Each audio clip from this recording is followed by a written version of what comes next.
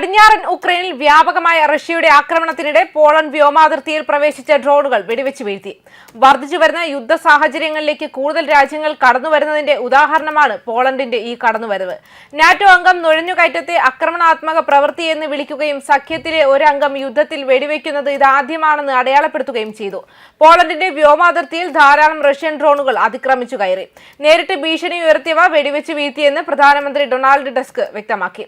NATO മേധാവി mark Rutte polish നേതൃത്വവുമായി ബന്ധപ്പെട്ടിട്ടുണ്ടെന്നും സഖ്യം പോളണ്ടുമായി അടുത്ത കൂടിയാലോചനകൾ നടത്തുന്നുണ്ടെന്നും നാറ്റോ വക്താവ് വ്യക്തമാക്കി.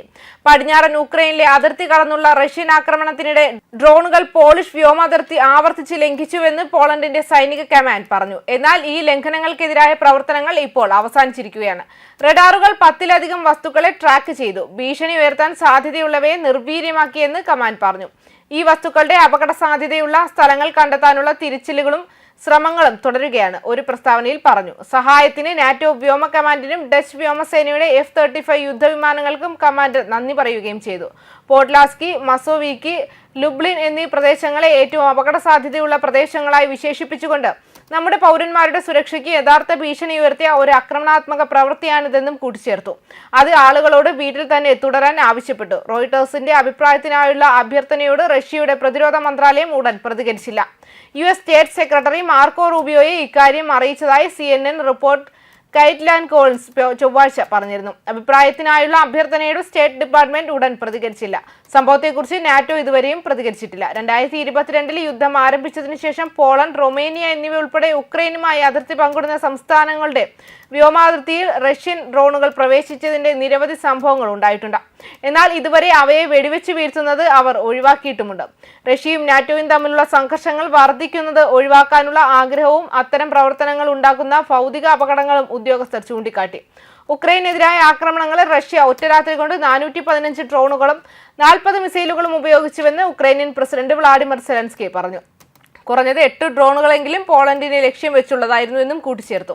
യൂറോപ്പിന് വളരെ അപകടകരമായ ഒരു മാതൃക അദ്ദേഹം പറഞ്ഞു. ശക്തമായ ഒരു പ്രതികരണം ആവശ്യമാണ്. അത് എല്ലാ പങ്കാളികളുടെയും സംയുക്ത പ്രതികരണമായിരിക്കണം. ഉക്രൈൻ, പോളണ്ട്, എല്ലാ യൂറോപ്യൻ യുണൈറ്റഡ് സ്റ്റേറ്റ്സ്, റഷ്യ ഒരു ദിവസം നാറ്റോ അംഗങ്ങളെ ആക്രമിച്ചേക്കാമെന്ന പശ്ചിമ യൂറോപ്യൻ അവകാശവാദങ്ങൾ റഷ്യയെ ശത്രുവായി ചിത്രീകരിക്കാൻ ലക്ഷ്യമിട്ടുള്ള അസംബന്ധമാണെന്ന് റഷ്യൻ പ്രസിഡന്റ് വ്ളാഡിമിർ പുടിൻ ആവർത്തിച്ച് പറഞ്ഞിട്ടുണ്ട്. US നേതൃത്വത്തിലുള്ള സൈനിക സഖ്യവുമായി യുദ്ധം ചെയ്യാൻ ഉദ്ദേശിക്കുന്നില്ലെന്നും റഷ്യ പറയുന്നു.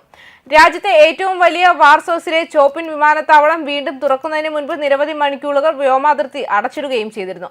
ദിവസം മുഴുവൻ തടസ്സങ്ങളും കാലതാമസങ്ങളും ഉണ്ടാകുമെന്നും അതിൽ പറയുന്നു. കിഴക്കൻ പോളണ്ടിലെ ലുബ്ലിൻ നഗരത്തിലെ വിമാനത്താവളം അടച്ചിട്ടിരുന്നു.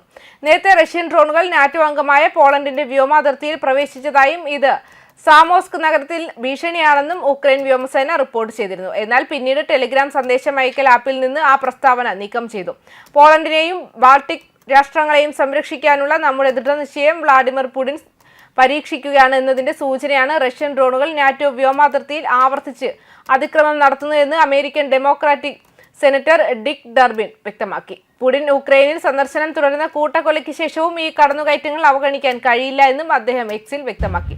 വിദേശകാര്യ കമ്മിറ്റിയിലെ മുതിർന്ന അംഗമായ റിപ്പബ്ലിക്കൻ പ്രതിനിധി ജോ വിൽസൺ എക്സിലെ ഒരു പോസ്റ്റിൽ റഷ്യ ഡ്രോണുകൾ ഉപയോഗിച്ച് നാറ്റോ സഖ്യകക്ഷിയായ പോളണ്ടിനെ ആക്രമിക്കുകയാണെന്നും അതിനെ യുദ്ധപ്രവൃത്തി എന്നും വിശേഷിപ്പിച്ചു. റഷ്യൻ യുദ്ധയന്ത്രത്തെ പാപ്പരാക്കുന്ന ഉപരോധങ്ങൾ ഏർപ്പെടുത്തിക്കൊണ്ട് US പ്രസിഡന്റ് ഡൊണാൾഡ് ട്രംപ് പ്രതികരിക്കണമെന്നും വിൽസൺ ആവശ്യപ്പെടുകയും ചെയ്തു.